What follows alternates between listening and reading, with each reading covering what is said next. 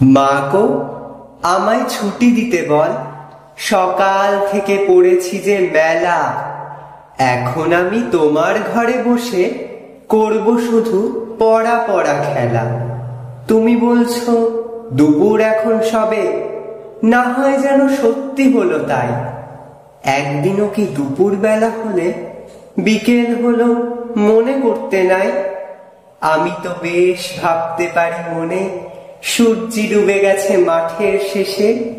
বাগদি বুড়ি চুপড়ি ভরে নিয়ে শাক তুলেছে পুকুর ধারে এসে। আধার হলো মাদার গাছের তলা, কালি হয়ে এলো দিঘির জল। হাটের থেকে সবাই এলো ফিরে, মাঠের থেকে এলো চাষির দল। মনে কর না উঠলো সাঁঝের তারা, মনে কর না সন্ধে হলো যেন।